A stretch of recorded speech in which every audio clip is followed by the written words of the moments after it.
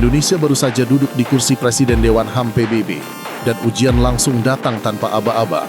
Amerika Serikat dan Venezuela muncul bersamaan, membawa konflik, kepentingan, dan sejarah panjang yang rumit. Dua negara besar, satu forum sensitif, dan Indonesia berada tepat di tengahnya. Inilah awal peran Indonesia sebagai Presiden UNHRC 2026 di panggung global yang tidak mengenal masa adaptasi. Ini bukan isu kecil, bukan perkara sepele, bukan pula gosip pinggir forum.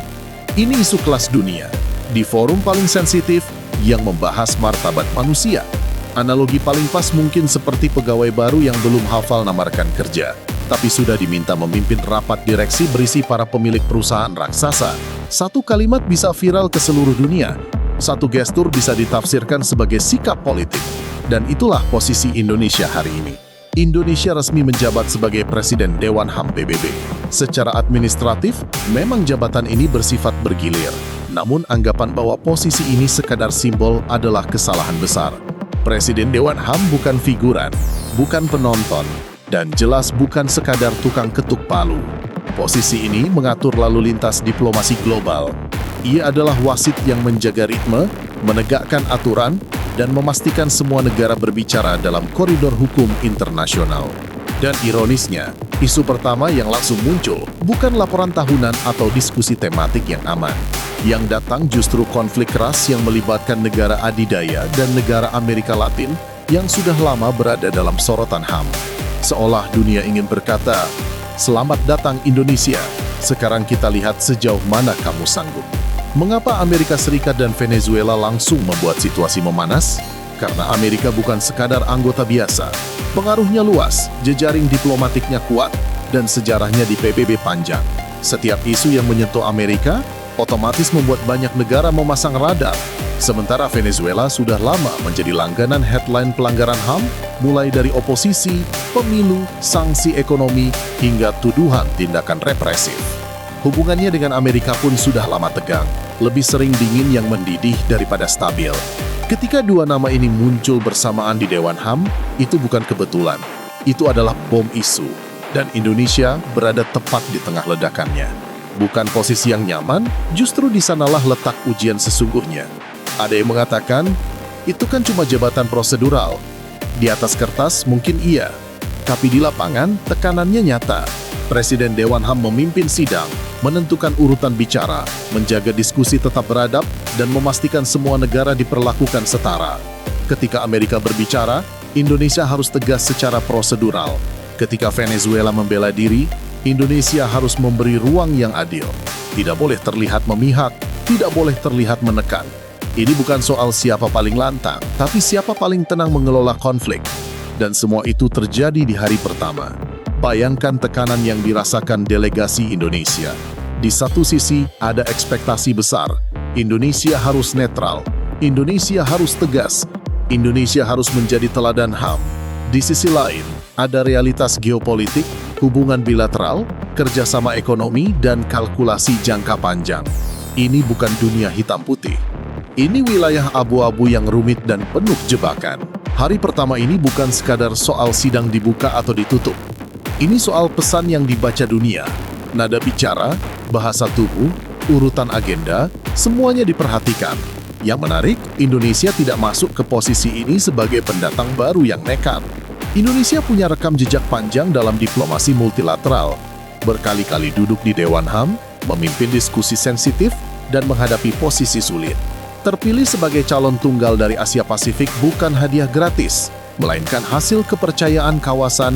Kini dunia ingin melihat apakah kepercayaan itu dibayar lunas. Hari pertama ini penting bukan hanya karena isunya besar, tapi karena momentumnya simbolik.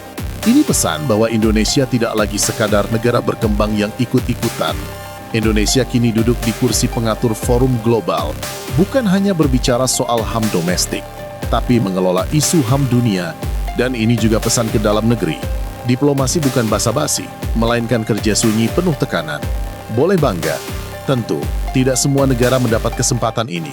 Tidak semua negara dipercaya memimpin forum sesensitif Dewan HAM.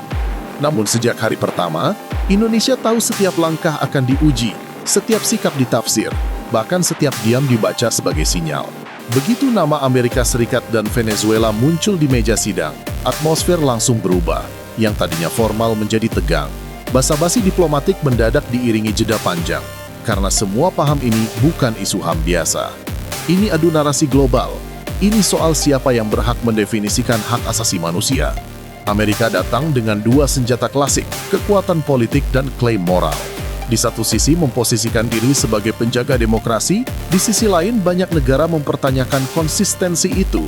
Operasi militer ke Venezuela dilabeli sebagai upaya keamanan dan stabilitas, tapi bagi banyak pihak itu intervensi tanpa mandat internasional.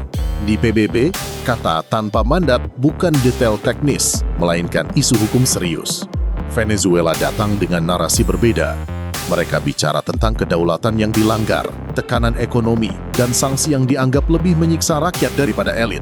Namun di saat yang sama, Venezuela juga disorot karena dugaan pelanggaran HAM internal, penahanan oposisi, pembatasan kebebasan politik, dan tindakan represif pasca pemilu membuat posisinya kompleks. Venezuela ingin dilihat sebagai korban, tetapi banyak negara melihatnya juga sebagai pelaku. Inilah realitas Dewan HAM yang jarang dibahas.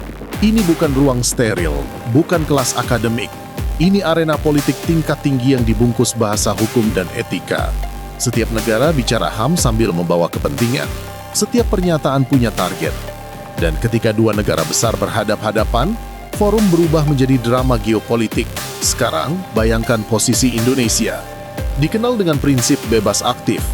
Tidak masuk blok manapun, tidak tunduk pada satu kekuatan. Namun, Indonesia juga punya hubungan strategis dengan banyak negara besar. Artinya, Indonesia harus berjalan di tali tipis.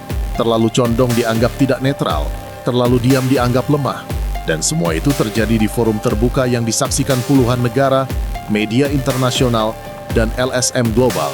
Yang diperdebatkan bukan sekadar siapa salah, siapa benar. Yang dipertanyakan adalah batas kedaulatan, mandat internasional, dan standar HAM global. Indonesia memilih tidak naik podium untuk menghakimi, tidak pula membela secara membabi buta. Indonesia mengatur ritme, memberi ruang bicara, menjaga prosedur, dan menahan emosi forum agar tidak berubah jadi ajang saling serang. Ini kerja berat. Dunia tidak langsung bertepuk tangan. Ada yang skeptis, ada yang berharap, ada yang menunggu kesalahan. Itulah harga kepemimpinan. Indonesia tidak punya veto, tidak punya sanksi ekonomi global, tapi punya legitimasi moral dari kepercayaan internasional. Dan disinilah kuncinya. Bukan menentukan hasil, tapi menjaga proses agar tidak rusak. Banyak yang masih mengira Presiden Dewan HAM hanyalah simbol. Jika itu benar, dunia tidak akan memasang radar ke Indonesia.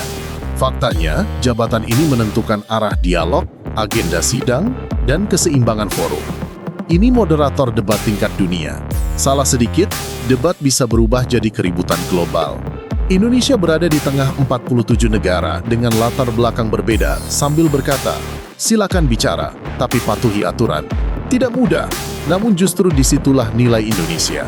Negara non-blok terbiasa mengelola perbedaan, tidak dikenal memaksakan kehendak. Dalam dunia yang terpolarisasi, tipe negara seperti ini langka. Media internasional mengamati, LSM mengkritisi, negara besar berhitung.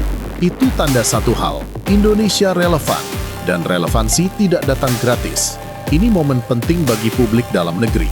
Selama ini kita sering merasa kecil di forum global, padahal hari ini Indonesia memimpin forum HAM dunia. Ini bukan soal gengsi, ini soal posisi tawar jangka panjang. Jika sukses, suara Indonesia di kawasan menguat. Jika gagal, kritiknya tidak main-main. Ini momentum besar sekaligus beban berat.